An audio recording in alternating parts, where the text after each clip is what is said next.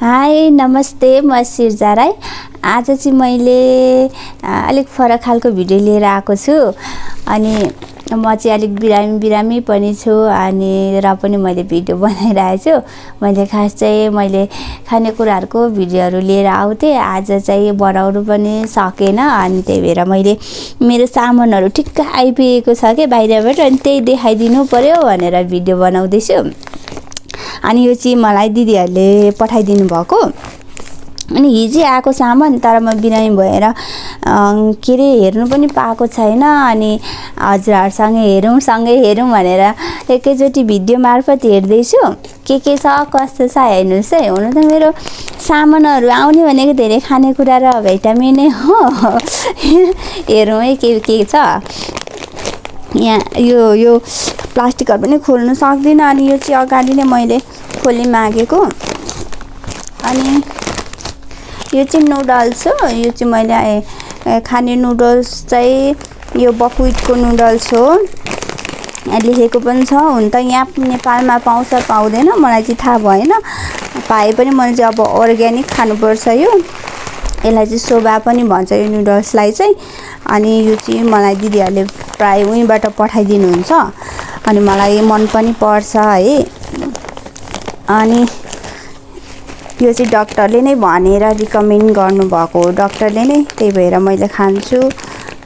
यहाँ नुडल्स छ, मलाई यहाँ झिक्नु पनि गाह्रो हुन्छ। अनि के छ यो चाहिँ हाफ प्यान्ट हो। यो चाहिँ मलाई गर्मीको लागि चाहिँ एकदमै सजिलो अनि छोटो लुगाहरू चाहिन्छ नि त लगाउनुलाई। अनि हुनु त मसँग कति धेरै लुगाहरू छ कि पुरानो लगाइरहेको लुगाहरू, तर दिदीहरूले चाहिँ सबै नयाँ किनेर पठाइदिनु भएछ कि। आधा लुगा उता छ, आधा लुगा यता छ। अनि यो भाइटामिन रहेछ यहाँभित्र चाहिँ यहाँभित्र चाहिँ यो सिसा छ। यो चाहिँ मेरो भाइटामिन हो, मैले थाहा पाइसकेँ। अनि त्यसपछि सबै हेभी भएर मलाई यहाँ निकाल्ने गाह्रो भइरहेको छ। यो पनि भाइटामिन हो मेरो। यो मैले के भाइटामिनहरू खान्छु, सप्लिमेन्ट्स खान्छु भने त मैले अगाडि नै भिडियो बनाइसकेको छु।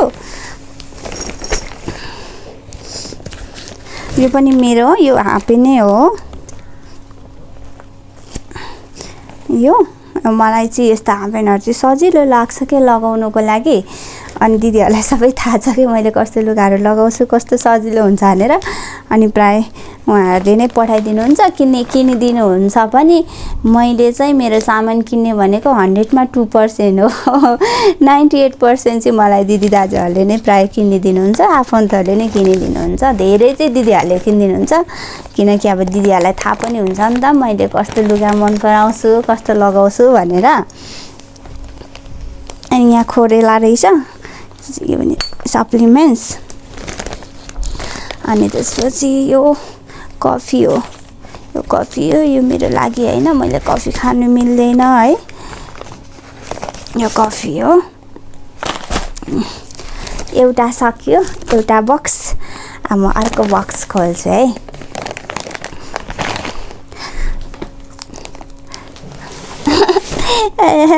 त्यो खोल्नु पनि देखाउनु पनि कति गाह्रो भइरहेछ कि मलाई। त्यो पनि यसो रमाइलोको लागि अनि तपाईँहरूसँग यसो सेयर गर्नु मन लाग्छ कि यस्तो भिडियोहरू। यो पनि कोरेला नै हो। अनि यो चाहिँ टी सर्ट जस्तो छ।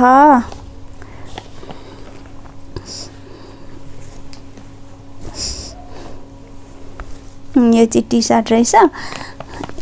यस्तो सिम्पल टी सर्टहरू के मलाई यस्तो टी सर्टहरू चाहिँ धेरै चाहिन्छ, किनकि कपडाहरू पनि चेन्ज गरिरहनुपर्छ। अनि फिटिङ टी सर्टहरू लगाउनु सक्दिनँ नि त म चाहिँ। अनि यस्तै सिम्पल अनि अलिकति खकुलो खालको टी सर्टहरू चाहिन्छ, अनि सबै पठाइदिनु भएछ। अनि यहाँ अर्को के छ, लुगा पनि मलाई त बाहिरको लुगाहरू के अरे ठुलोहरूको खासै साइज हुँदैन, बच्चाहरूको लुगाहरू भइरहेको हुन्छ प्राय यस्तो टी सर्टहरू। अनि सिम्पल हाफ प्यान्टहरू त प्राय म बच्चाको किन्छु है। अनि ड्रेसहरू किन्दा चाहिँ जिन्सहरू किन्दा चाहिँ ठुलोको किन्छु, न त प्राय यस्तो बच्चाको ठिक्क हुन्छ कि मलाई चाहिँ साइज। अझ मैले एकदम ठुल्ठुलो लगाउँछु र ठिक्कको लगाउने भने त बच्चाको पनि ठुलो हुन्छ, मलाई ठुलो बच्चाको। यो राम्रो लाग्यो मलाई व्हाइट कलरको। मलाई व्हाइट कलर एकदम धेरै मनपर्छ। व्हाइट कलर देख्नु साथ मलाई जे पनि राम्रो लागिहाल्छ। मलाई हेर्नुहोस् त यो व्हाइट कलरको टी सर्ट राम्रो छ है। मेरो त व्हाइट कलरको टी सर्ट त एकदमै धेरै छ।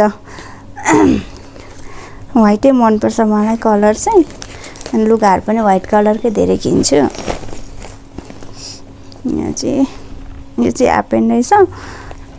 यो चाहिँ यो हाफ प्यान्ट त ठुलो छ रहेछ साइज।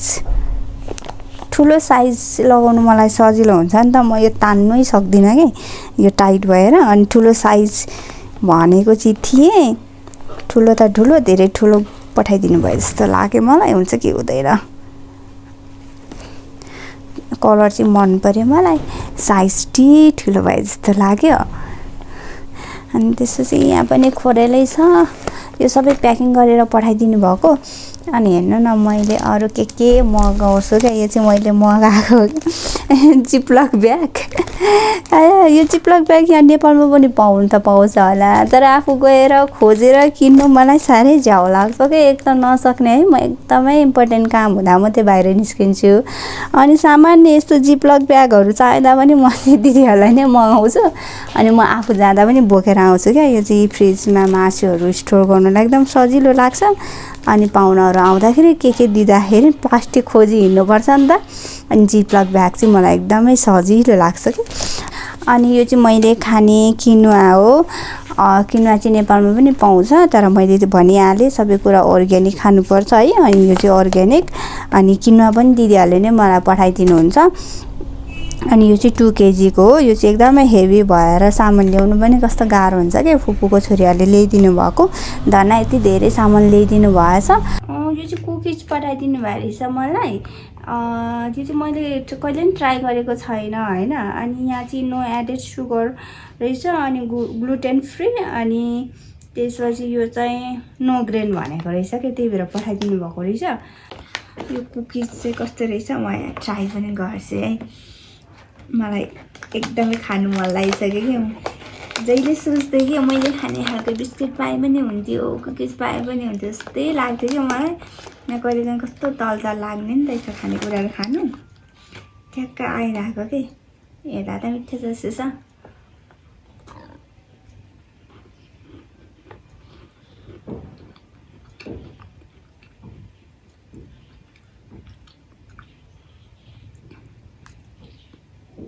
कस्तो मिठो रहेछ, क्रन्ची।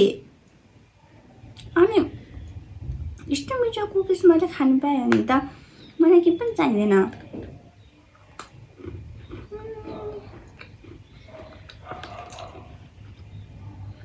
अब अर्कोचोटि को आउनुहुन्छ सायद मेरो दिदी नै आउनुहुन्छ होला। नेक्स्ट टाइम चाहिँ मेरो सबै अर्डर कुकिजकै हुन्छ। एकदमै मिठो लाग्यो।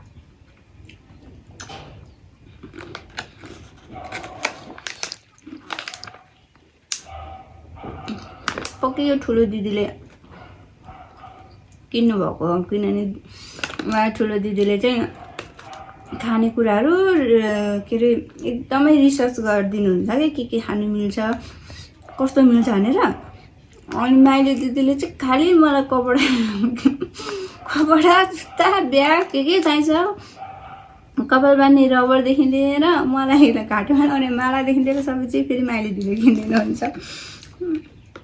थ्याङ्क यू दी, एकदम मिठो लाग्यो।